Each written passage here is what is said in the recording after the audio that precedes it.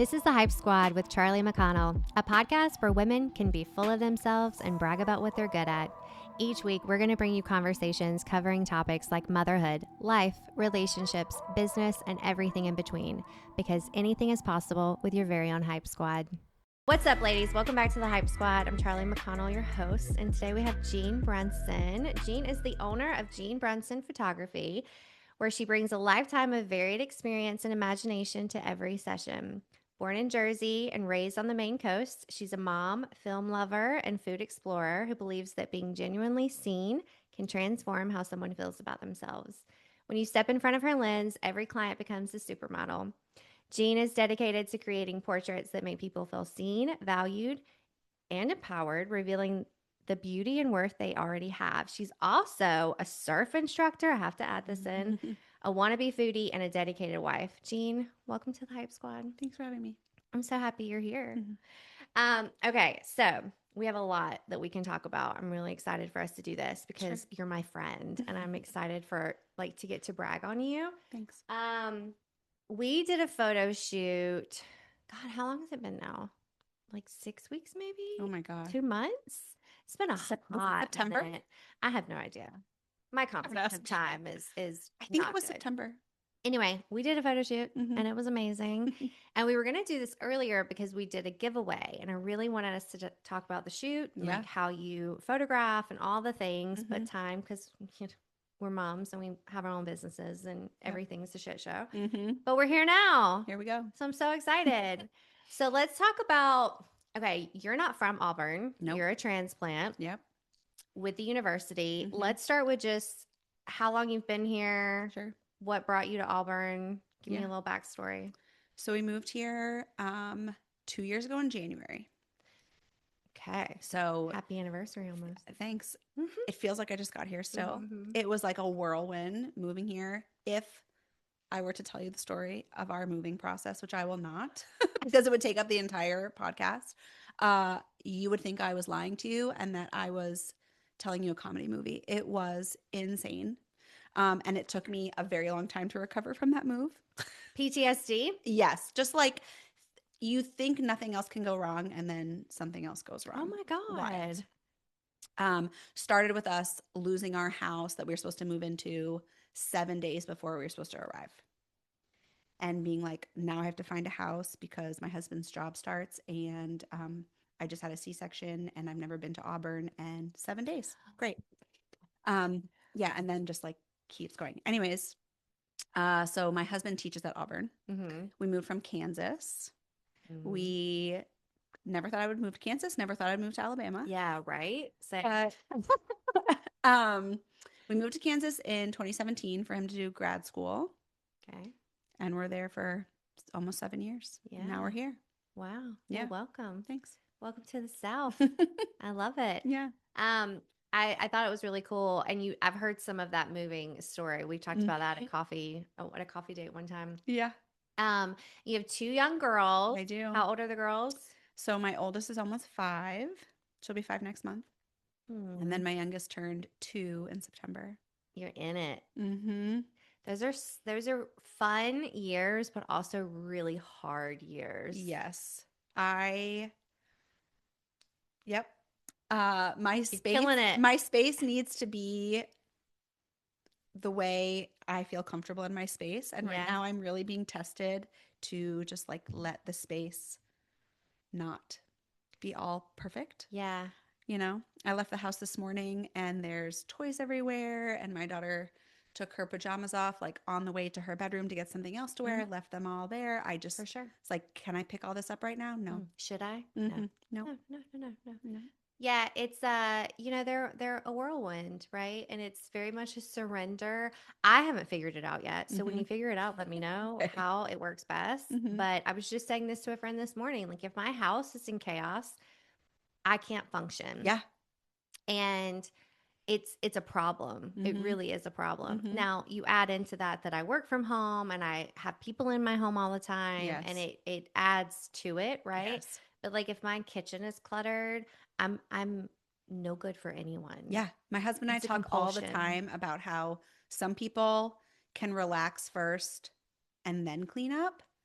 I can't relax until I've cleaned Who up. are those people and where are they? I don't know, but Where my husband is where one of those are people. you? Teach me your Yeah. ways. Oh my And God. so he'll be like, just sit down, relax. I'm like, I can't. I have to finish this first. I have to clean this up. Yeah. Well, because if I sit on the couch, all I can think about is Yes. the shit that is on my counter, Yep. and I can't even watch a show or whatever. Yep. It's like I know it has a lot to do with ADD, Mm-hmm. and I am very ADD, but it also is like it feels like control, right? Like Yeah. it's like my way of controlling. And there are parts of 100%. my house that are not put together, but I'm Mm-hmm. not in them, Yeah. right? Very often, Yep. right? Don't look at my garage. There's something about my kitchen though, and like Mm-hmm. my living room, the main space, my office. Like Yep. if those spaces are in chaos, I'm gonna lose it. Yep. I didn't mean to go on a soapbox about that, It's but okay. here we are. Okay, let's talk about the photo shoot Sure. because I really, really, really want to talk about my experience with the photo shoot and how amazing it was. I want to hear about it. So you and I met originally. How did we meet originally at the networking at the gathering event? We did, yeah. That's right. Mm-hmm. Okay, and so No, we didn't. where were We we? met at the floating sound bath. That's right. I think I had seen you at maybe a Yep. gathering event or something because I remember saying you look Mm-hmm. so We familiar. didn't chat a ton, Yeah, but that was a very we like kind of met a little not a bit. chatty Yeah, spot. Like everyone was like, I felt that was like amazing though, right? Oh, I need that again. That was Mother's Day weekend, it wasn't it? was. Yeah. My Susan, if mother-in-law you're was like, listening, do another one. yeah. Like I immediately. was like, do you want to go to this floating sound bath with me? I said this to my mother-in-law who's in her 80s. Yeah. She's like, I don't think that sounds like a good idea. Um, You do that yourself. but you stay here with the kids, right? Yeah. Okay. Okay, cool. Yeah. Bye. Yeah, Mhm. for sure. Yeah, so we met, we talked about a photo shoot. We talked about doing a giveaway. Mhm. You came to one of my workshops, so Yep. we really got connected. And I would not consider myself someone who's done a lot of photo shoots. I did a couple of like branding photo shoots Mhm. previously, but outside of that, like it was like the Olin Mills photo shoots back in the day or the Mhm. ones at Sears that had like that Rachel, who used to be my assistant, got a camera. She wanted to take photos. So she did all my first photos because I'm like, Cool. great, you got a camera? Yeah. Let's do this, Mhm. right? So my experience with photo shoots is not wide, but the photo shoot I wanted to do with you Mhm. and the whole experience from like top to bottom, you came to the house, even though Mhm. we were doing it as kind of collaborators, I still felt the full experience, which I was so Good. appreciative of. And came to the house and we talked about outfits and we did our Mhm. Pinterest page and everything was so organized, which I loved. Good. And you gave me a lot of inspiration. And Mhm. we talked about the boudoir shots because there's Mhm. no one around here who does any type of those, at least that I'm aware of Yeah. at this moment Yep. or before. Mhm. And so we talked about that. And so I knew that was going to be something I wanted to do. Yep.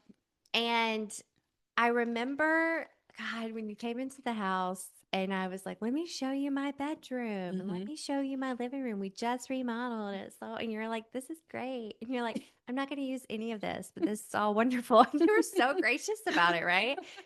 And I'm like, oh, well, what do you mean? Like, what are you going to do? And you're like, no, Mhm. it's not. And I'm sure that that's a huge like obstacle for you to Yes. explain constantly Yes. because, and we'll have to like, I'll share photos and like B-roll and stuff from the Mhm. photo shoot when this episode comes out. But you set up an entire photo shoot. Not, yes, of course, but like an entire studio, Yeah. lights, background, the entire thing. And you had this little cart with your computer on it so I Mhm. could see all the shots. And that to me was the game changer. Like being able to see how the shot was translating Mhm. because to me, to the naked eye, it looks Sure. one way, but the way you're capturing it on your Mhm. camera is completely different. Yep. That was incredible. And, hair and makeup came to my house Mhm. and we had snacks and we listened to music and Mhm. I did it with my daughter to begin with, which was also such an amazing experience. She was old enough to understand like how cool hair and makeup was, Yeah. all of that. So I want to pause there because I'm curious as to like how your background in photography specifically kind of perfected this process for you. Sure. How did So, my mom is an artist. I'm going to give you the long version. I want it all. Okay. So my mom is an artist. She actually went to college for theater. She was not like an actress, although she's performed, but she was like backstage studio manager, stagehand, that sort of She was thing. in it. Yeah. Yep. After college, she went to Broadway and worked there. That's amazing. When we moved to Maine, she started a gallery and like an artist studio space. And so I've just like always been really immersed. And I think I really inherited a lot of my creativity from her. So ever since I was a young girl, I've been very creative.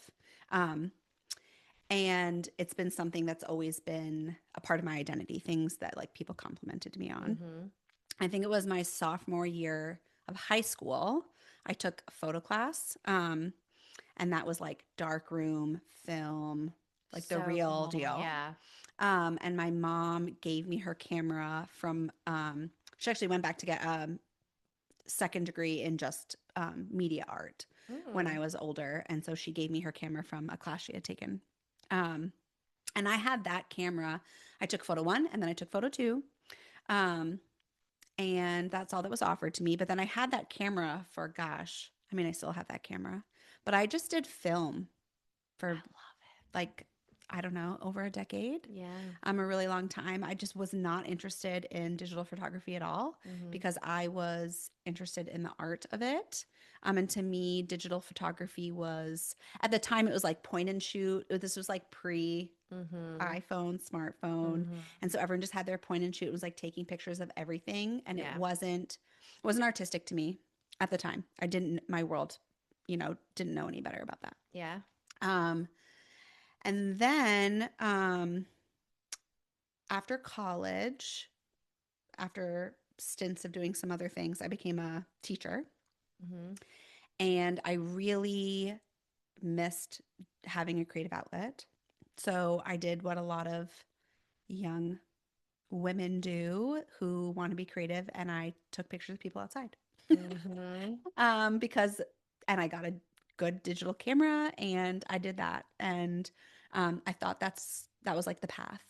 I had a friend who's a very successful wedding photographer in New York, and she helped me get all the right gear and would talk to me endlessly about camera settings and all the things because digital is really different than film. Yeah. So I did that for a number of years and I just hated it. I hated it so much. Which part? I didn't think I was creating art. I got so nervous every time I would have a photo shoot because I'm like, how am I going to prompt people to look candid? Yeah. It's a fair thing, Yeah. right? That's hard. Yeah. Because I've had a photo shoot where you're like out in a field taking family photos and the photographer did not prompt. She just was like, go stand over there and just lollygag. exist. And I'm like, Yeah. I don't know what to do. Yeah. And it was like stressful for me. So I knew like you can't just let them, be. You have to help Put them them out. out to pasture. You got Right. to give them direction. Yeah. Hated it. But I also, so one of the reasons I became a teacher was because I wanted to impact people's lives. And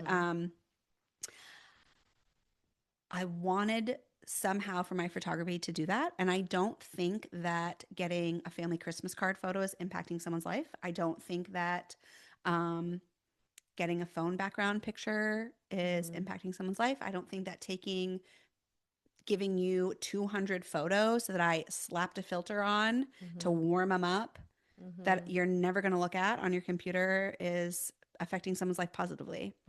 There is a place for that. And I'm not trying to knock photographers that do that. Yeah. There's a place for that. There's a need for that. I get pictures like that done sometimes, right? But it didn't fill me up at all. COVID was a blessing because it allowed me. So basically, my school year, we went to spring break and then we just never came back. And we didn't do online school. We just did nothing. Yeah. So I was like, okay, studio. Yeah. Let's get some studio lights. Let's figure this out. So that's how I entered the world of studio photography. Okay. And I really moved into that because I think that especially women, we crave to be seen for who we really are, and we crave to see the beauty in ourselves. And Mm-hmm. I think that like frolicking in a field doesn't do that. And I think a lot of us say, I hate pose photography because we don't know how to pose ourselves. And I'm like getting ahead of myself. I need to backtrack and think about No, what you're I'm trying to say good. here. Um, I think that getting beautiful imagery from someone who knows how to direct you as a Mm-hmm. person, and this is very different than, like I said, I don't know how to make people look candid. Sure. But what I did really study, besides learning how to do studio lighting, is how to shape the human body, Mm-hmm. and how that translates into a two-dimensional image. And so that was like really my hyper focus. Once I got the lighting down, I wanted to figure out how do I shape a body, because everybody is beautiful, and God makes no mistakes. Mm-hmm. And I think the human body is just the most beautiful thing that there is. And everybody is beautiful. And when we don't feel that, it's not because we're not, it's because we haven't been shown. Mm-hmm. And so I think that I really wanted to create imagery for people where they could feel amazing, Mm-hmm. and always look at that to remember that that's them. Um, I don't even remember what your question was. No, I think I'm really like I did. absorbing the phrase where you said they needed to be shown. Mm-hmm. And yeah, you did great. That was exactly what I wanted. Was how did we get to the place of like knowing coming into the home and building a studio? Yeah. We'll talk about your studio that you Yeah. Yeah. had Yeah. before. Yeah. Um, but I think that thing while I'm thinking about it is so uh important Yeah. because I think about my own photo shoot.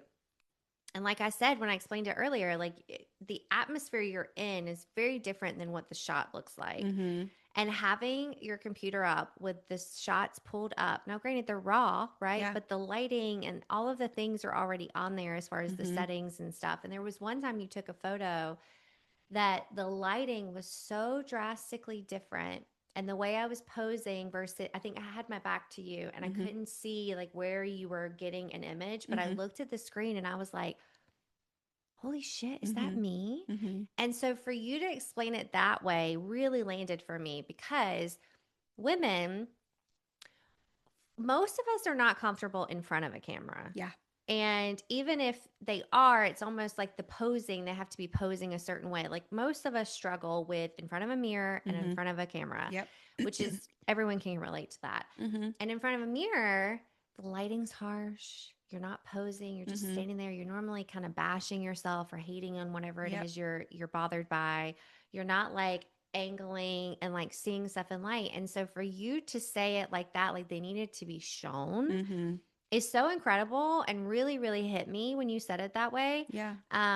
Because you do that. And it is important for women to see that. And the bodies are beautiful, but it's the way we look at them is sometimes a little jaded in a way. Sure.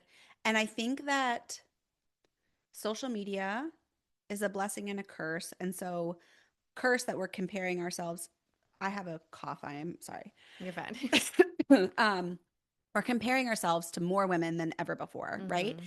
And it used to be like people in a magazine. Right. So I'll go back to that. So we'd see, models, movie stars, actresses, beautifully photographed in magazines. Mm-hmm. Um, one of the things I want to bring to everyday women is they had a professional make them up, style them, light them, pose them. Mm-hmm. You can also have that, right? So Mm-hmm. that's one thing. But then, like with the world with Instagram and Facebook and TikTok, we're just being inundated more and more and more and more. But a new trend that I'm seeing is women say, like, don't trust everything you see on the internet. Like, Mm-hmm. this is my posed body, this is my unposed body. And so I Mm-hmm. think that we're learning, like, I can help your body look that way and feel that way with the right posing. And so it's not that her butt's bigger than yours. Right. She posed it differently than you Right. did. It's Or not the that, lighting. yep, Like she doesn't have stretch marks or she doesn't have cellulite. right. Well, no, she probably does. Yes. The lighting is perfection Yes. and it's been filtered or Yep. edited or whatever. Yeah. Yes. And so I think that helping women realize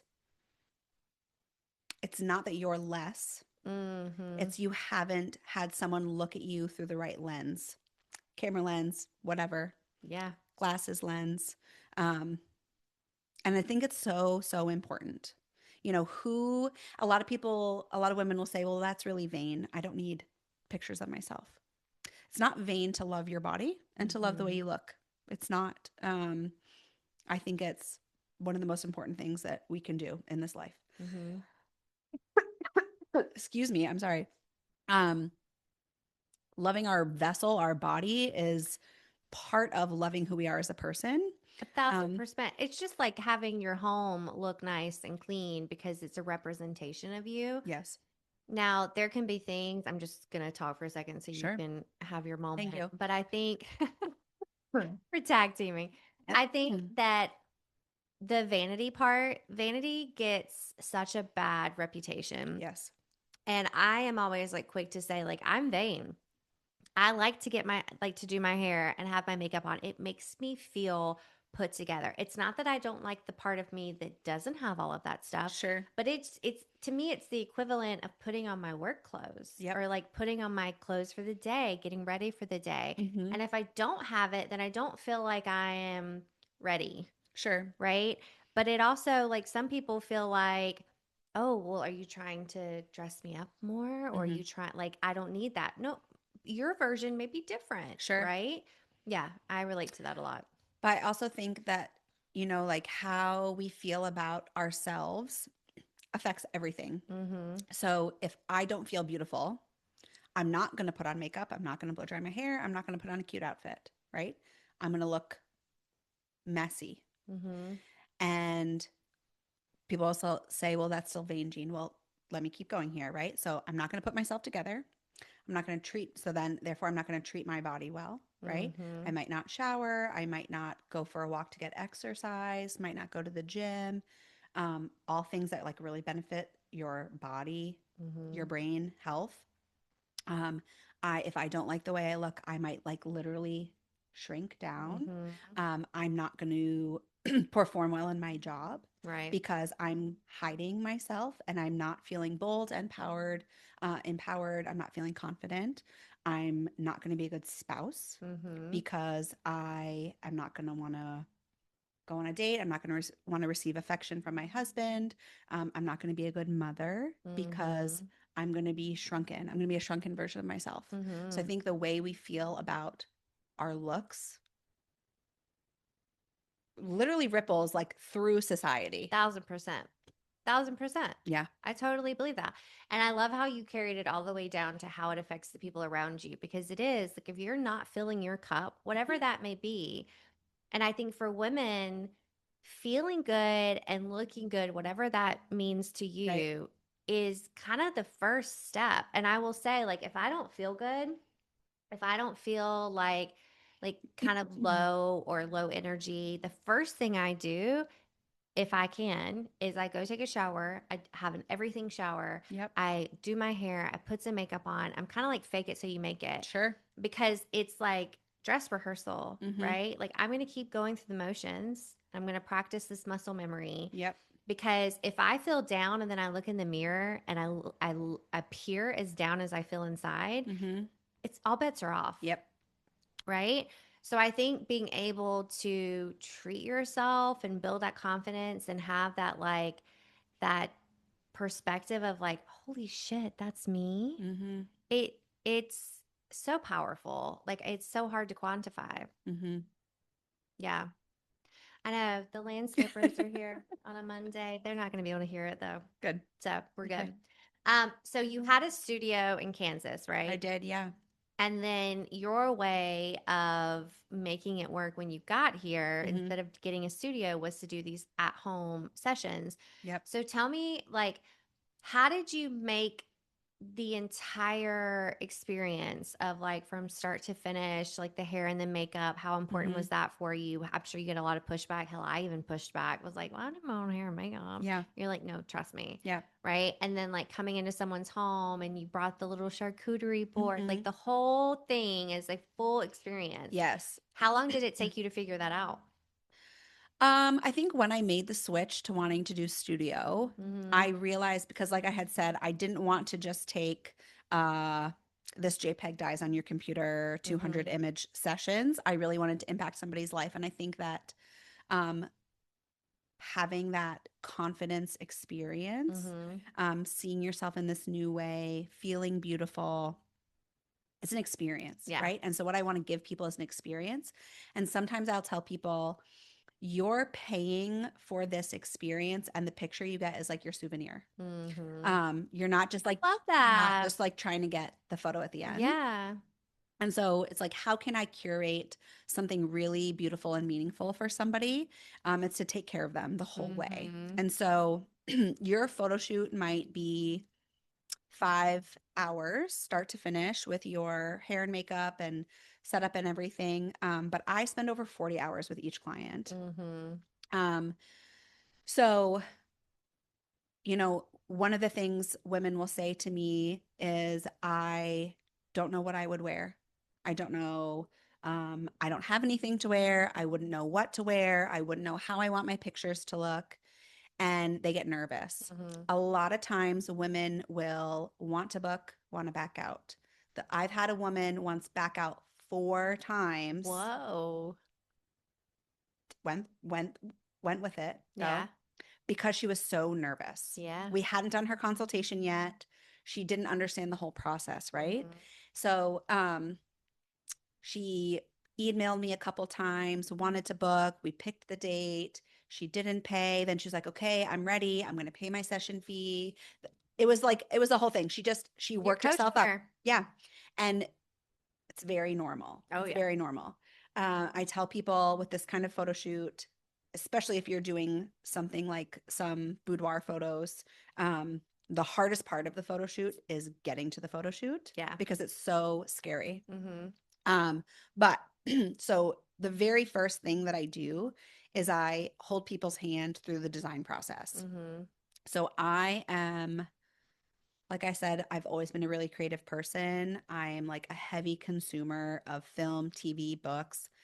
I'm almost 38 and my imagination is like way too active for a 38-year-old. So if you say like, oh, I really like this, I've always really liked this picture of, I don't know, Gigi Hadid on this cover. Yeah. Within 5 minutes, I can like conceptualize a whole thing for you to like Yeah. recreate this. Like I got you, right? And Mm-hmm. so, but if you start in like, I don't know, I have tons and tons of inspiration that I've put on Pinterest as like a starting point. And a Mm-hmm. lot of times people will say, ooh, seeing that makes me think of, I have this in my closet. And they'll show me that. They don't know where to take it, but I can take it there for you, Yeah. right? And so that's the first step is I don't want you to feel scared. I don't want you to feel nervous. It's going to be designed for you. It's going to be designed for how you want to look, how you want to feel, Mm-hmm. how you want to be represented in your images. Um, and so we start with the consultation, come to you. Um, and then for the photo shoot, it's really about feeling special because you are special. It's Mm-hmm. about giving you that, magazine cover experience where they are getting professional hair and makeup. They're getting Yeah. catering. They're getting You're the all of the talent. things. You Right. are the bride, Yes. essentially. Yeah. Everybody's focus is on you. Mm-hmm. Yeah. You deserve it. Everybody deserves it. Mm-hmm. Um, so that's what you get. Yeah. It's funny. Every time I've ever taken a boudoir shot, Mm-hmm. right? Because those are specific. I'm always exhausted Yeah. after, like the posing. And it gives me such a great perspective of like, I don't ever want to be a model. Like the, butt out, back straight, shoulders back, like suck in. Like, I'm like, oh, Mm-hmm. hold it. You know what I I'll mean? tell people, I'll like walk them through a pose and then be like, okay, now relax. And when I Yeah. say And then go right go, back. that's what you're going to do because you Yeah. cannot hold that. So, Yeah. Yeah. I love it. I think when we did our consultation, I remember being so enamored by your knowledge of lighting. mm, Because I would point out like two pictures and you're like, I would think they looked similar. And you're like, mm, no, that's backlighting and that's front lighting.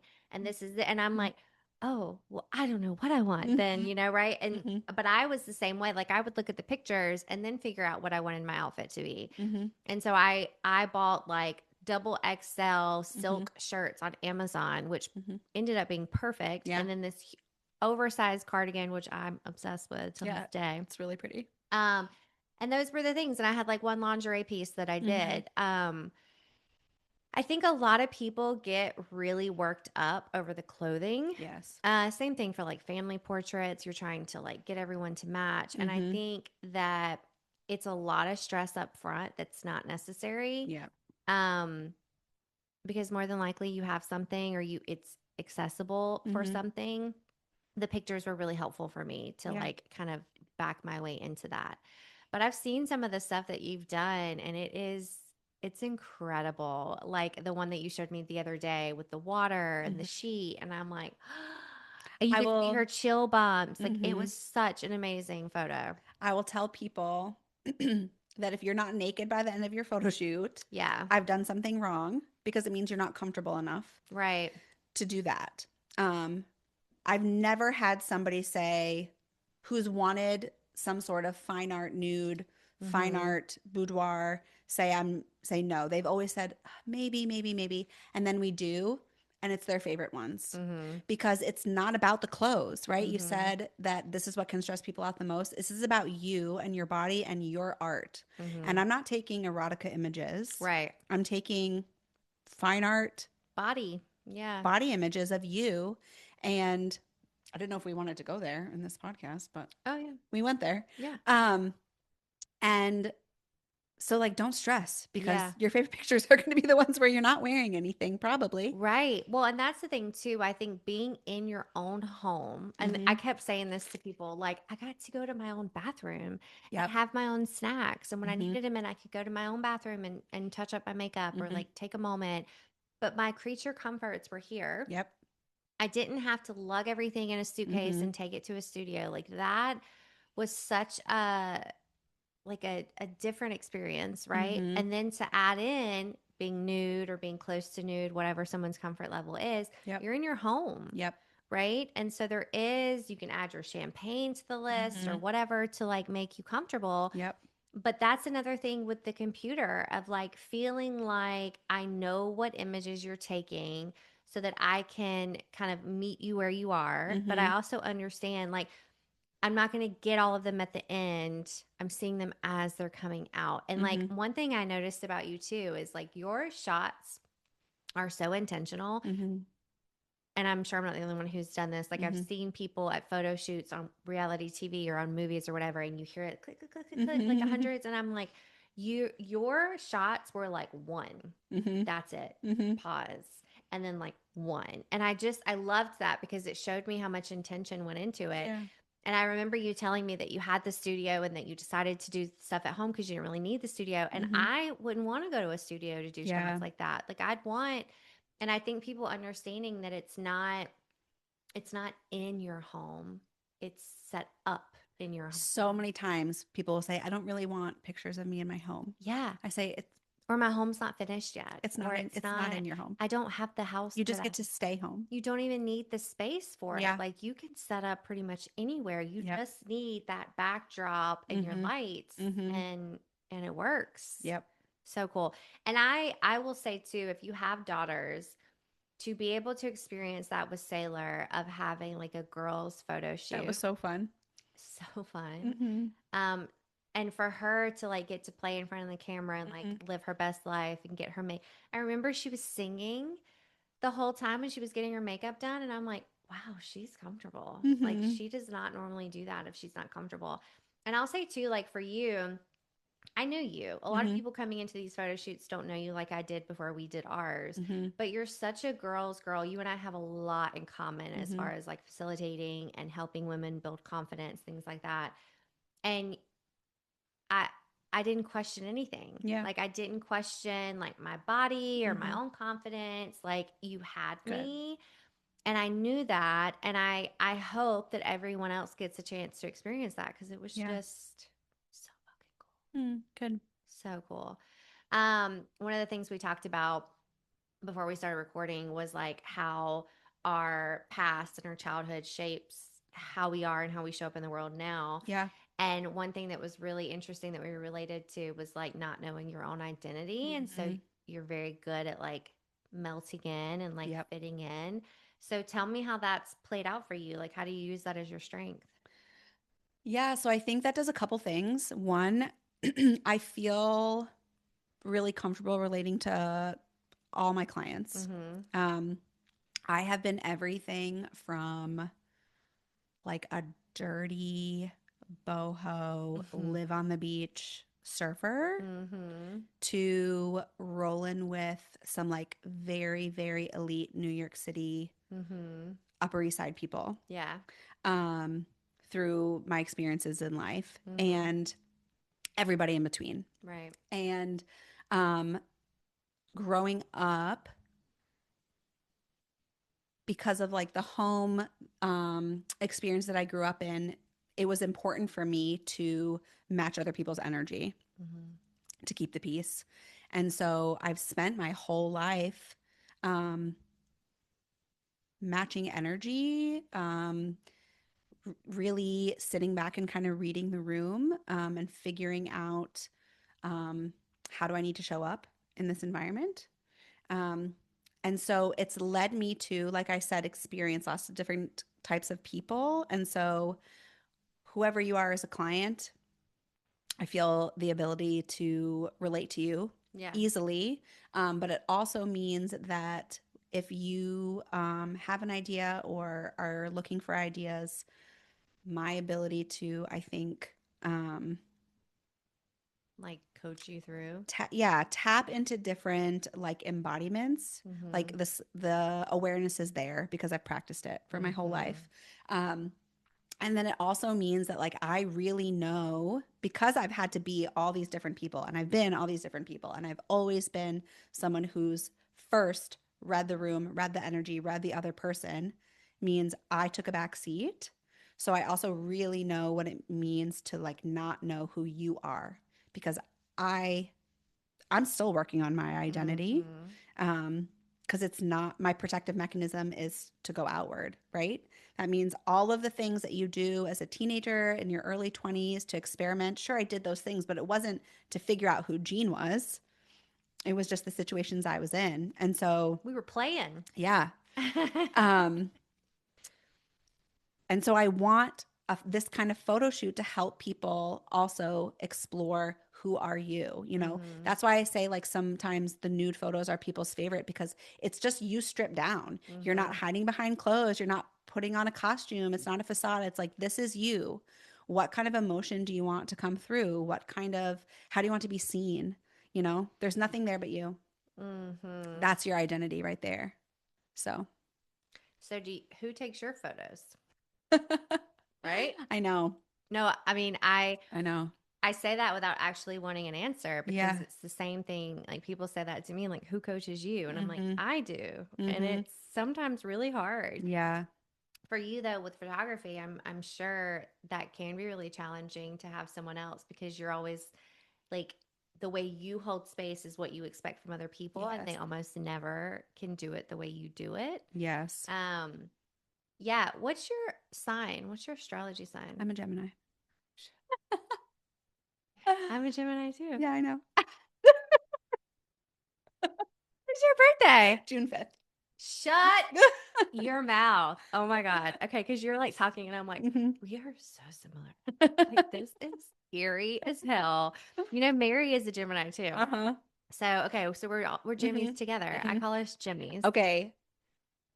You will not hear this, Mary, until after I show you your photos. But on one of her pictures, I like put an AI raven on her shoulder. I Stop. was like, she's not gonna like this photo, but I just want to play around with it. She told And me I it was put very like boho, Yeah. like yeah. Okay, Mhm. well, I think she'll probably love Yeah. it. Yeah, I Just for relate. fun. I relate to all of that. That, and I'm sure a lot of women do. You don't have to be Gemini to understand that, but I Mhm. think there is something I don't know shared with women, probably women our age specifically, Mhm. because we weren't really told to find ourselves or Mm-mm. like who we like these next generations I think will get there way faster than Yeah. we ever did. But like I remember being a teenager in therapy and hating it and feeling like I knew all the answers and Mm-hmm. of course that was, the details of why I was there, right? It wasn't really my choice. But Mm-hmm. I remember always pushing back and never wanting to dig in because if I dug in, it was hurtful and it was painful and whatever. Mm-hmm. And it took me years. And I remember having, and I may have even done a podcast episode about this, but I remember saying to Cole, because it showed up a lot in my marriage, Mm. because of course it did, right? He's the one person I share my life with and I Yep. spend the most time with. And we were together a long time before we had kids. Mm-hmm. And I would say to him, I don't know what I want, period. Like, Mm-hmm. not in professional or personal. Like, I just don't know. Yep. As small as like restaurants, right? Like, I just, whatever you want. Right. Mm-hmm. Like, and I think that I just kind of hid behind that for so long of Yep. like doing what I was told and by no fault of anybody. Right. It was just the nature of the world that we grew up in. Mm-hmm. But doing what I was told or doing what I thought was expected of me or blending in so much Mm-hmm. that I no longer existed, right? And I did the same thing in my marriage. And I remember saying to Colby one time, because you get to a point where you're just like pissed off, right? Like you come to this place of like, oh my God, all these people around me are just like not letting me be me, whoever Mm-hmm. me is, right? And I remember I said to him, I was like, we were going somewhere. We were on a date night or something. Mm-hmm. And I picked out this dress and these big high heels to wear to dinner. He had no part of picking out any of those things. Yeah. And we get to the hotel, we're getting dressed for dinner. And I was like, you know what? I'm not doing this shit anymore. I'm not Mm-hmm. wearing these heels and these dresses. I don't even like wearing these dresses. I've been doing it for you. And he was like, why? I didn't ask you to do any of that. Mm-hmm. And like I had created this narrative in my head that I was dressing this way because he liked it. And he never asked me. Mm-hmm. He never explicitly said, like, this is how I want you to dress. I did all of that to me. And in this moment of blowing up, of like, once you actually let all of the noise out of you and you let someone else witness it, and then they can kind of bring you back down to earth, Mm-hmm. right? And so that was kind of the tipping point of I got rid of all my high heels. Like, as silly as Mm-hmm. that sounds, I never wear high heels Yeah. unless they're like knee-high boots and they have like a little heel on them. I Mm-hmm. wear sneakers. Yep. Like I don't know how to walk in high heels, right? Mm-hmm. And so it was stuff like that that like quit asking for other people's approval and quit needing someone to validate the decision that I made. I've got to just trust my own gut. Mm-hmm. And that is really, really fucking scary. Okay, so you said saying that really made me think of something. So, like asking for other people's approval. I will tell you, rarely does a Mm-hmm. woman come to me for a photo shoot, especially speaking of boudoir, um, per her own accord. Mm-hmm. That's right, for her own accord, per her own accord. Yeah. Whatever that phrase is. Yeah. Um, she always has to have a reason. She has to have a reason because she is nervous about how it's going to come across if she wants this for herself. And she's feeling like she's taught she cannot ask for this for herself. So she's doing it for her husband. She's doing it for an anniversary. She's doing it.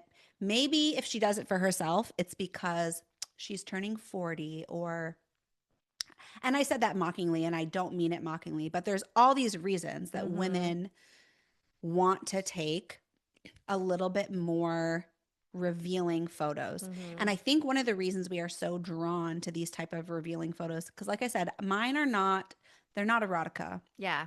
Not at Um, all. I would even venture to say most men maybe wouldn't find them sexual. Mm-hmm. I don't know. But I think one of the reasons we're so drawn to that type of photography is because like that is who we are. Mm-hmm. That's how we're the most seen, Mm-hmm. right? Embracing our body and being in our body. But a woman can't ask for that for herself. Mm-hmm. She has to have a reason. And I just want to encourage all women like, we all want that. We all want the photos for us. Yeah. And it's okay. And don't be nervous and you don't need a reason. You don't need to give it to your husband. You don't need to do it for an anniversary. You don't need it because, I mean, those are all great things to do. But Sure. like, if you want it for yourself, you want it for yourself. And That's all you need. that's Yeah. beautiful. Yeah. Celebrating your body. Mm-hmm. I I don't know what has sparked this thing in me lately where I'm very present, almost to the point of like overly present, of like gratitude, of like, what if I don't ever get to do this again? Mm. Right. And I don't mean that in like it's not like a sappy headspace. And maybe it kind of is. My daughter's been asking a lot of questions about my dad who died when I Mhm. was younger. So maybe that's kind of prompted it. But like pulling out my Christmas decorations, like I will say this, and I said this to a friend the other day, like I remember packing up Mhm. Christmas last year and doing it very well as like a gift to my future self. And when I opened up these huge containers of Christmas decorations, it was like receiving that gift of Mhm. like, oh God, I wrapped these all so nicely. Like, Mhm. thank you. Right. Mhm. Um, or like, wow, like I got to do this with Sailor, or celebrating something on my body, to be able to go in and say like, I just want to remember myself right now in Mhm. this moment, even if it's no one else ever sees the light of day. Yeah. But like pouring that into yourself, none of us really do that. Mm-mm. None of us. Mm-mm. And it's, yeah, I mean, it's sad. And I think there's so many other ways to do that, right? Like, I'm going to make this big, beautiful meal, even though I'm the only person that's going to eat it. Mhm. But because I want to sit down and I want to have a beautiful meal versus, well, else already ate. So I'm just going to eat like ham Mhm. out of the bag and wrap it up. I know you've done it, right? I'm going to put it around like a cheese stick and like call it a day and eat it while I'm folding laundry. No. When I was like in my gym rat phase, the amount of times I ate like Yes. the entire thing of like turkey lunch Mine was meat egg to whites. eat my macros. I would eat an obscene amount of egg whites, and I was at my old office, and they're like, "Oh, Charlie's eating egg whites again. I can smell it." But like, it's just you you leave everything, whatever's left over for you, Mhm. especially when you're a mom, but Yeah. even if women who aren't moms, like I think it is just something that's ingrained that we just do by nature. Like Mhm. especially, and not everyone probably can relate to this, but I'm sure you can. Like, even before we had our daughter, it was Colby. Like, I Mhm. wanted to make sure his plate looked really pretty. Yep. And I had this obsession of like serving people. This Mhm. obsession is too strong of a word. But like when we first got together and I would make a big, beautiful meal and I would make the plate and I would just literally just want to sit there and watch him eat it. Mhm. And I was telling, we went on a date night on Friday, which we hadn't done in a while. And I would always make him like a perfect bite. Like, I want you to try this, but hold on, I got to make the bite perfect. I got to get Mhm. a little bit of this, a little bit of that. Well, now I can't eat dairy. So Mhm. now if it's dairy, then I'm like, let me make your bite. Just like, Mhm. let me, and it was Mhm. always like pushing it outward, which Mhm. is what you were saying earlier. Like, I didn't know, I'm still figuring out how to like pull that back in. Yep. Um, and I was telling you earlier too, there was a lot we talked about before we started recording, but that I haven't been drinking caffeine. Yeah. And that ritual of like in the morning having that cup of coffee, so much of it is just like muscle memory. It's Mhm. not necessarily that I wake up and I'm like, I've got to have caffeine, although sometimes I am. Mhm.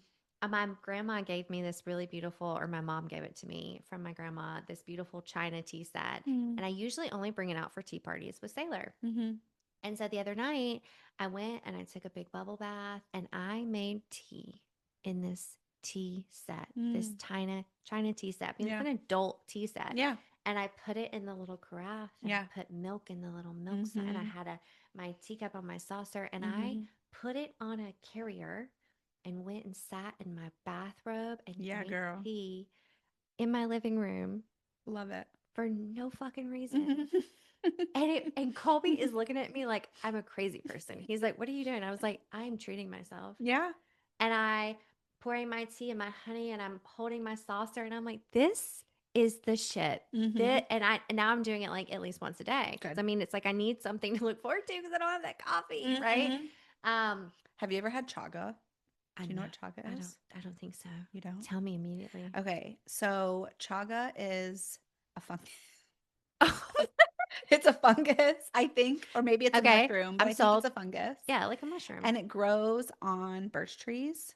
Okay. And it is like whatever is the most antioxidant, chaga has it like a million times more. Okay. And you can buy it powdered and you can make like a tea with it. But people like you can just add it to soup. It has almost no taste. Okay. But so like it is the health benefits are like, Sign me up. immeasurable. Do you drink it? Mm-hmm. So where do you get it from? You can buy it on Amazon. Ah, sold. Yeah. Sold. Yeah. Immediately sold. Yeah. Yeah. I love all of that stuff. I have Yeah. like the little mushroom tinctures. Mm-hmm. Um, But you could have like your morning cup of chaga. oh my God. Mm-hmm. Immediately. I'm gonna have Whiskey. it immediately. What's the cacao? Like, have you ever done like a cacao ceremony? Mm-mm. I I'm read laughing because that's what did did you ever watch the show Portlandia? Do you know the show No, I Portlandia? do. Okay, so there's one episode. There's one episode where the couple. It's like so every episode is like a fake comedy sketch, like Yeah. whatever. Yeah, I'm familiar. And so one of them is their like sexual safe word is cacao. It makes me feel like a bird. Yeah. Cacao. But Cacao. then it like progresses to where like it used to just be like that was too much in bed, and then it's like her husband comes near her and she's like cacao. Oh yeah, 100%. Yeah. Safe words are universal. Uh-huh. Yeah, they don't have to just be in the bedroom. Yeah. Yeah. Well, the first cacao ceremony I went to, don't come near cacao. I was like, it's gonna be chocolate. Mhm. Like, I got this. Mm-mm. No, it is the most bitter, Yeah. unappetizing form of chocolate or variation of chocolate you Mhm. could ever have. But yeah, I love learning stuff like that. I love getting all of those little tidbits of Mhm. tips. Um, yeah, I think we're still just figuring it out. Like so I'm a year older than you Mhm. when you said earlier, so I'll be 39 Okay. when Jimmy season comes up.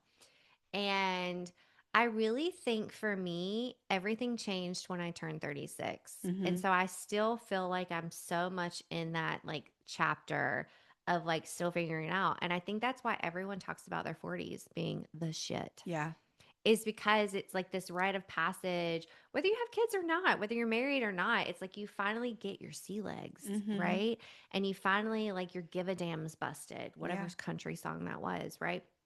And I'm like, if I'm already feeling this bubbled up and I've already had this much prep, when I get to 40, like full stop, the Yeah. full 10 years is going to be exponential, because the 20s, you could not pay me enough money in the world to go back to my 20s. I know. I just really genuinely don't think you could. Now, I would maybe pay to go back to high school for a couple of days Mhm. just to like be there again, but 20s, I Mhm. don't think so.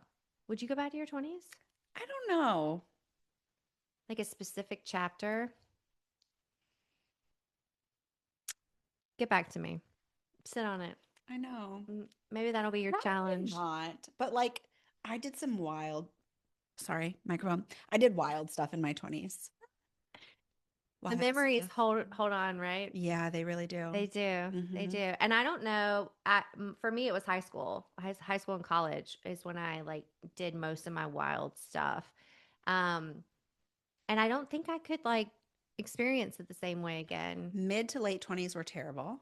Don't Okay. ever take me back there. But yeah, like college, Yeah. college to like 25 Mm-hmm. was, The shit. I definitely did not have it figured out. Well, yeah. And I like made real poor decisions. Yeah. But I also had a lot of fun. Yeah. That's what you're supposed to do. Yeah, I had a lot of fun. Like the summer after my junior year, maybe it was my sophomore year of college, I taught surfing down in North Carolina. And I told my dad I wasn't coming back to college and I was going to move down with the company to Costa Rica and just teach surfing. Mm-hmm. And he's like, you cannot do that as a job. I was like, watch me. Watch me. Deuces. Yeah. Yeah. Yeah. I have a friend who had an experience similar to that. Like they sold all their stuff and they bought a sailboat and they lived on a sailboat. She taught yoga and all the things. And Colby and I got married when I was 22. So I Mhm. had like a buddy with me for all of those 20s. And we still did a lot of wild shit together because Yeah. we didn't like, I called all of that honeymoon stage, Mm-hmm. because I don't think shit gets real until you start having kids. Yeah. And for those women who don't choose to have kids, you get that honeymoon state. Like maybe it's professional, Mm-hmm. like, stresses that you may have, but having kids really does change everything. Yeah. Not in a bad way, Mm-hmm. challenging for Mm-hmm. sure. But yeah, I just don't think I'd be as ballsy. as I No. was back then. Oh So my it's almost gosh. like I maybe I shouldn't go back because I'd probably be, it wouldn't be what I thought it was. Yep. But I love the memories. Mm-hmm. The memories are so fun. I just had my high school reunion Mm-hmm. a couple of weeks ago. And so that was really cool to talk to like the girls, especially. I mean, not everyone comes, right? Like it's hard to pull all those people together.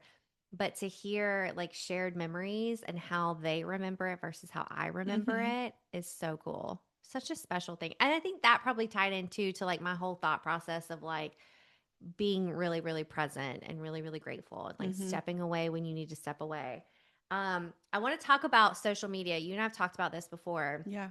about how difficult the social media stuff is, like marketing your business and showing yourself on there. Gosh, I'm terrible at it. Okay. I'm going to challenge Everybody you that's not to say that. everybody listening to this podcast, follow me on social media, please. But I think like your followers doesn't mean you're terrible. Like to me it is just, I don't know. Like I just spent the last week like not even getting on. I got on stories a couple of times because Mm-hmm. it's like I needed to vent some stuff, but like Yeah. posting and the rat race of posting, I've got to get back on it today. But I just gave myself permission, and Mary and I were actually talking about it. We were Mm-hmm. both like, we're both having weeks where we're like, go away. Yeah. Everything just go I away. know. Okay, so honestly, like I told you I've lived like lots of different lives, right? Yeah. So the like vision of an artist that's like in their like dirty loft, ripping cigarettes and like in a bathrobe. Barefoot. Yeah, and just Yeah. like doesn't want to listen to societal rules. Like Yeah. I can resonate with that. Yeah. And so I don't Yeah. smoke cigarettes. But the artist in me, I used to smoke cigarettes. The artist in me is like, I don't want to listen to these fucking rules. I am not Yeah. posting on social media. Yeah. I don't, if you don't like it, you don't like Stop it. telling me what to do. Yeah. Yeah. Like I'm too bothered to like with my art to do that. It messes with my process. Yes. Yes. Yes. And so it's weird because I need approval. I like need people's approval. And so Yeah. on the one hand, I would say like I'm a rule follower, but I've also never been a rule follower. I don't follow the rules and then I'm like, "But why are you mad? Don't be mad. Approve of me." Right? So like You're such a Gemini. We all do yeah, that. I just like never followed rules. Yeah. And if I didn't understand or I thought the rule was stupid, no, absolutely not. But I Yeah. still wanted everybody's approval. It's that level of like, do as I say, not as I do. Mm-hmm. Do not watch I me. don't want people to be mad at me. Like the amount Yeah. of memes that I see that's like the stories I concoct in my head Yeah. of the reasons why my friends don't like me. Yeah. I'm like, Yeah. yeah, I'm going to start sharing those with you too. I share yeah, them with my girl Rachel all the yeah. time. Yeah. Or there was one recently that was like when I felt somebody's energy just be like a little bit off Oh, and like yeah. Was it me? the rabbit hole I go down Yeah. thinking about that. Yeah. Anyways, the reason I said about the artist thing is because I struggle to reconcile the fact that I need to do that Mm-hmm. for my business. But I do Yeah. truly understand why I need to, especially if I'm saying to women like take your clothes off so I can take your picture. Like that's a weird thing to say. Mm-hmm. That is going to rub people the wrong way. Yeah. Like I 100% understand that that is weird. And they're not going to do that with somebody they don't trust. They don't understand why I'm saying that. They could think I'm a total perv, right? And so they need to see what kind of art am I creating when I say Yeah. that. Build your portfolio. Yeah, and also like who am I that's saying that to you? Like I Mm-hmm. want that for you so that you can feel beautiful as you. Mm-hmm. That is so important. That resonates with me so much. Like we're not going to get into the deep hurt that's there, but like the deep hurt is there. It's Mm-hmm. really there. And before I was a public school teacher, I worked at a residential treatment center for teens, and they had lots and lots of things going on. Some of them were there. Their parents sent them there because they like got caught smoking weed too many times, or Mm-hmm. like their coach kicked them off the lacrosse team because they had a party and they can't come back unless they go to this. But then every single child, when you boiled it all down, they were self medicating in some way.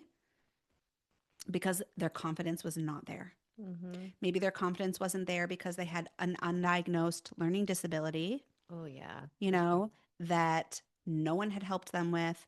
They were managing in all these other ways. Their confidence, anyways, it all boiled down. Overcompensating, yeah. And I saw like the ways this could really manifest for people, this lack of confidence.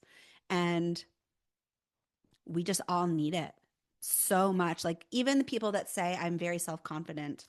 Shit. Yeah, no, I agree. It's the whole reason why, I mean, it's not the whole reason why I do what I do, but we were talking about the college experience and stuff. And I remember when I started doing this work, originally I only wanted to work with college girls because it was Mm-hmm. a very specific um, idea that I really wanted women to love women a lot earlier, Mm-hmm. right? And to like encourage in group activities, things like that. And I haven't dove into that because to me the one-on-one there's such big change happening there. Mm-hmm. And for me, because I am an empath and probably a Gemini too, like Mm-hmm. I have to be really careful on the energy I absorb. Yeah. Um, I, I mean, I've done breathwork sessions that I swear were exorcisms where I absorbed all of what they had in, and then it'll Mm-hmm. put me down, Yeah. right? It will really, really affect me. And so, but I think with confidence, you came to the workshop, Mm-hmm. and I did another one with a group of college girls where we really worked on building an alter ego Mm-hmm. because no one knows what they're doing, No. right? And I always play it back to like actresses and actors who play a part. Mm-hmm. Like the part that they're stepping on stage or in front of a camera with, it's not who they are. They're Yeah. hiding behind this facade Mm-hmm. that they now are presenting as this very confident, powerful person. Mm-hmm. And it shows. It's coming across over screen or Yeah. off the stage. Like you're feeling it because they're playing the part. You have no idea that when they get off that stage, that they are not that person Right. because they're playing it so well. Mm-hmm. We can do the same thing, Yep. right? And so figuring out an alter ego. Now, my whole disclaimer is always like it cannot be a 180 from who you actually are. Mm-hmm. It has to be close enough that it's actually tangible. Like it's actually something you can pull in at all times. I have multiple. Mm-hmm. Typically, when I have my glasses on, I almost feel like I'm in character Mm-hmm. because I can't look at my computer screen without them. Mm-hmm. And so if I have those glasses on, I'm like, I'm working, Mm-hmm. right? It's almost like what it tells my brain. But there's so many other ways of doing that because you really just are faking it till you make it. And some Mm-hmm. people hate that phrase. Mm-hmm. I don't know why. It's none of my business. Yeah. But the thing about fake it till you make it is eventually you're not faking it anymore. It's just you Yeah. because you've practiced it for so long Yep. that it now is just inside of you. And then you can add another one to the Mm-hmm. list, Mm-hmm. right? I had a client one time who I always have people name their alter egos. I don't think we did that in the workshop that you were in, Mm-mm. but it's transitioned over time to like because I've always done this with my clients, but how to do this in a group setting, I Mm-hmm. really had to like figure that out over time. But I always have them name their alter ego and you give her a vibe. You build your character, right? Mm-hmm. Just like she's going to be on a show. Yep. You give her a name and it's always like, what would she do? Mm-hmm. And one of my clients one time got her alter ego name on a ring Fun. and would wear it as Mm-hmm. like a reminder of like, oh no, wait, Mm-hmm. I'm going to be her for a second. I'm going to tap into that. Yeah.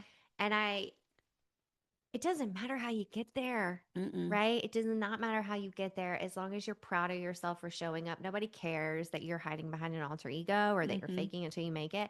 Because if you see a very confident woman walk in and you were to get her in a corner and have like a real heart to heart with her, more than likely, almost certainly, she's not as confident as she is portraying herself Yeah. to be, right? Yep. But something about her you're seeing or noticing or connecting with, like, Mm-hmm. because we're also in our heads, Yep.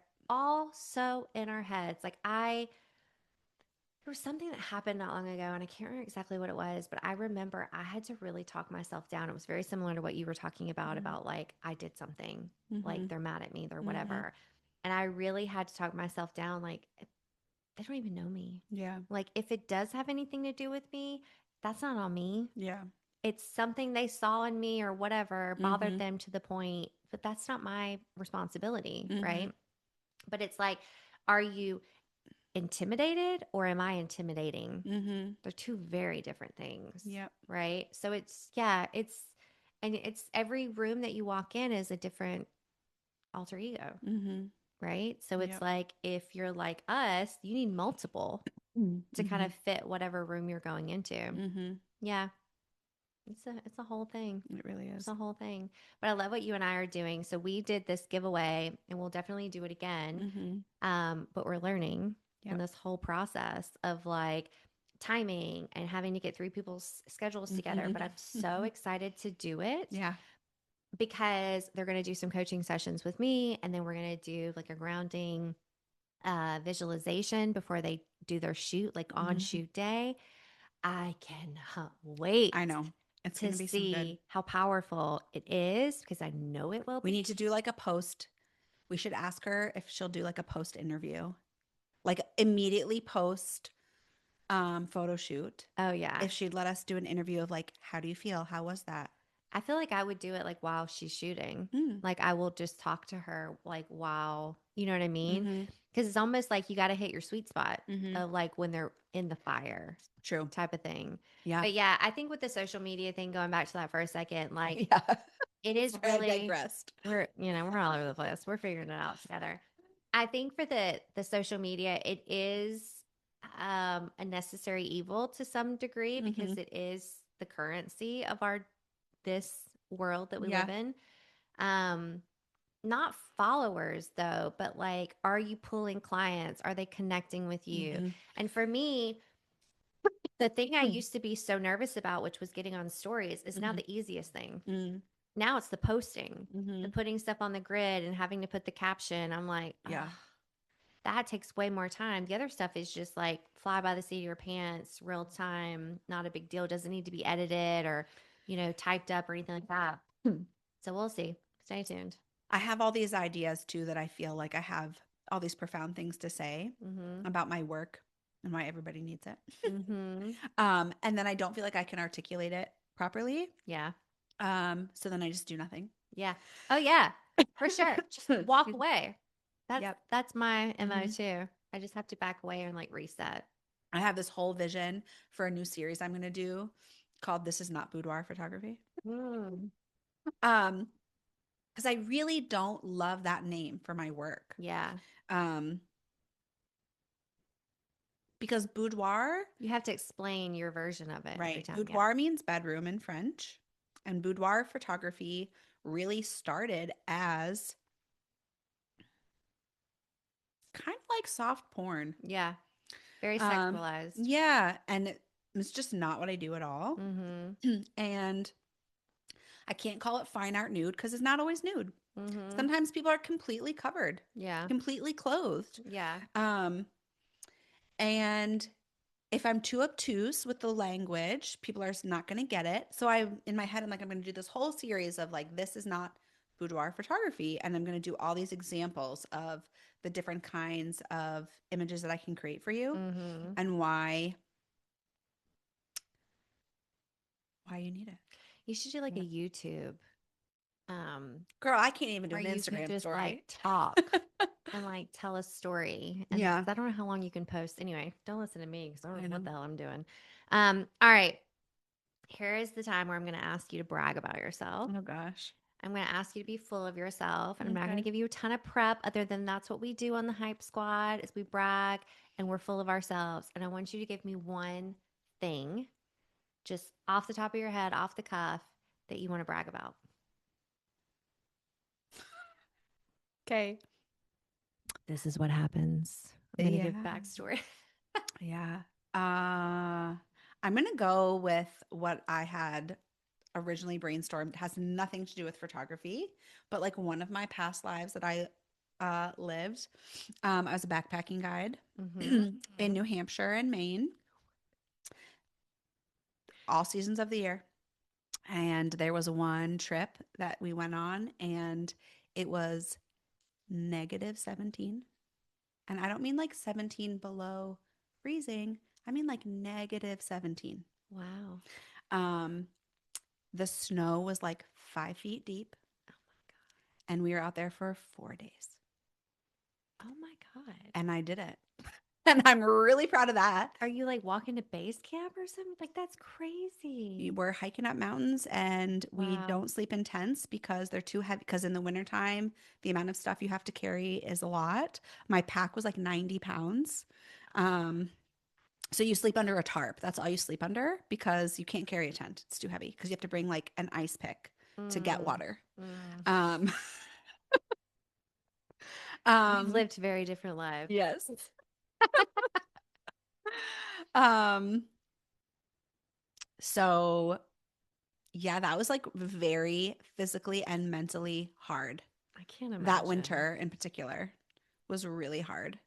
Um, I've gotten hypothermia a couple times, like really severely to the point where like I couldn't talk. Um, my Wow. right foot, my toes like have no temperature sensation anymore because of the amount of times I've had hypothermia so bad. What? Yeah, so just like really pushing myself hard. Oh my God. Yep. And having to take care of other people while I'm doing That's a big deal. that. That's definitely something to brag about. Yeah. Do you feel like you ever miss doing that type of thing? Yes. What do you miss about it? Um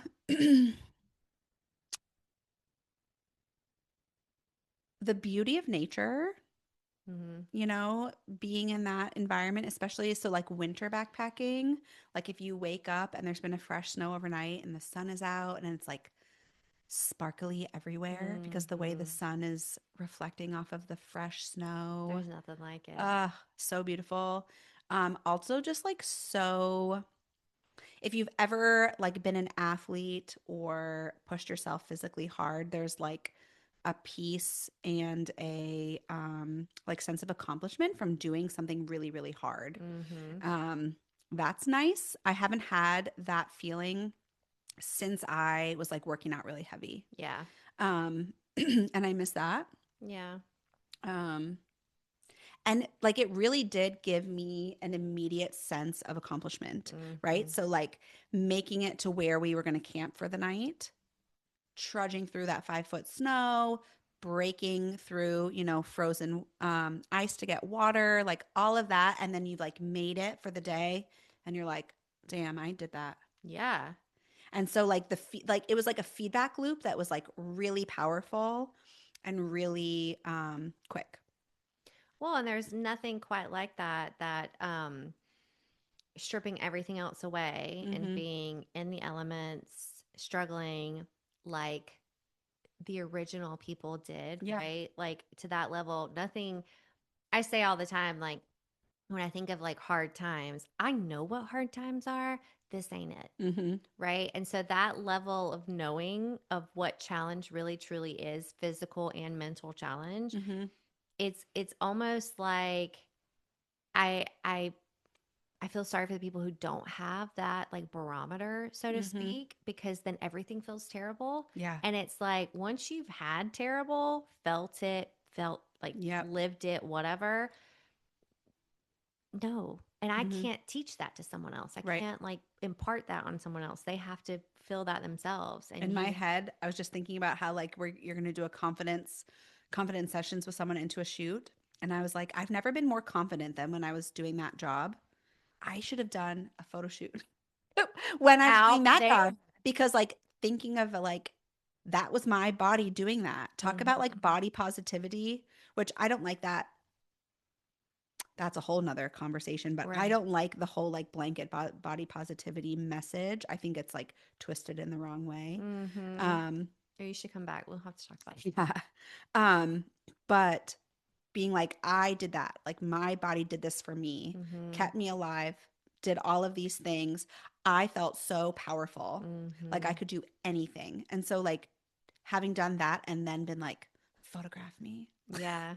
I think I just would have shown up in a way that like I would never have been able to show up since. So now I'm like, someone should like go on a backpacking trip and then come do a I would think photo too, shoot. like I would want to catch somebody raw Yeah. where they didn't know they were being shot. Mm, Because if it's a woman, if mm-hmm. you know you're being shot, your mind immediately would flip Mm-hmm. to something else, some insecure thing that would take away that power Mm-hmm. to some degree. I don't know. At least it would for me. Yeah. Like if it turned into a photo shoot or a camera came out, like if a camera comes out, I'm turning. Mm-hmm. I'm never like Me go like too. take my pic like never. Yeah. Um yeah, that's funny. Well, so here's the thing about that too. And so, and I do this for a living, and like this is how I feel about this. I hit your mic, it's gonna make a big loud noise probably. Boom. Um, so I think also like what sets me apart in my work is that I didn't just study, and this is gonna make sense, it's gonna feel random, but I didn't just study like poses to Mm-hmm. pose people. I studied really hard on like how bodies work and how to flatter bodies. And every Mm. body is different. Every body is different. Yeah. And it looks different in different ways. And so like I had a photo shoot one time where a photographer kept saying chin up, chin up, chin up, chin up. And that's like what people hear all the time. Chin up, Mm-hmm. not everybody's chin looks the best up. Some people's Mm-hmm. chin looks the best down. Mm-hmm. And I know for me personally that when my chin is up, I get this like really square masculine jaw. And then when my chin goes down, I get like more of an angled face Mm-hmm. that like looks a little bit more feminine that I personally like more. Mm-hmm. And in my head, I'm like, they are not paying attention to me as a person. They're just memorizing poses that they're supposed to do with somebody and say chin up. And it Mm-hmm. made me so mad. I got in my head. Anyways, so I think that when people get nervous when a camera gets pulled out and we turn around and we don't want to be in front of it is because we don't know how to pose our body to look Mm-hmm. flattering in front of a camera. There was something I saw recently that was like Brad Pitt before someone taught him his best angles and Brad Pitt after someone taught him Yeah. his best angles. And it was like a professional photo of him where someone hadn't coached him. You know, he was earlier on in his career versus after, and he looked so different. And it's they weren't that far apart, but it was just he was holding his face differently. And so when people get so nervous in front of the lens, it's because they're like, what do I do with my hands? Like, what do I do with Yeah. my face? What do I, and that's my job. You know, like that's what I'm going to do for you. I'm going to start first and say, like, does your face look better on the right side? Does it look better on the left side? Does it look better up? Does it look down? And I'm going to explore that for you. So I'm going to photograph you the best. You know, when we get nervous in front of the lens, I also tell people they get like, it's like a syndrome that like the camera comes up and we want to smile really big. It's like, no, no, we have all this conditioning of how we're going to act in front of a camera. And I Yeah. just want to It's not capture cheese. you, Yeah. but the anxiety is real. Mm-hmm. Like, don't take my picture. I don't like the way I look in pictures. Mm-hmm. I don't like posed pictures. It's like you Yeah. need someone to help you find the best part of you. That's what you could maybe start doing on your socials is like Mm. posing, Mm-hmm. teaching posing. Because I mean, I think that would be something that people would like latch onto outside of working with you. Of like, not many people know how to do. I've seen other people do it where they're Mm-hmm. like, okay, here's me, what I think looks good. Here's what actually looks good, right? Mm-hmm. Um, or like sitting in a picture, like what you're wearing, that type of thing. Mm-hmm. But yeah, girl, I could keep talking to you for so long. Um, Thank you, everyone, for listening and getting to know Jean better. Mm-hmm. Thank you for coming Yeah, and thanks for doing having this me. with me. This was so fun. Yeah. You'll have to come back and talk about like other stuff because we Okay. have many topics we Yeah. could get squirrely about. Mm-hmm. But yeah, I'm really glad you did this. Me too. Stepped out of your Thanks. comfort Oh zone my gosh. and did the damn thing. I love it. All right. Thanks for getting hyped with us. Take care of yourselves. We'll see you next time. Bye. Toodaloo.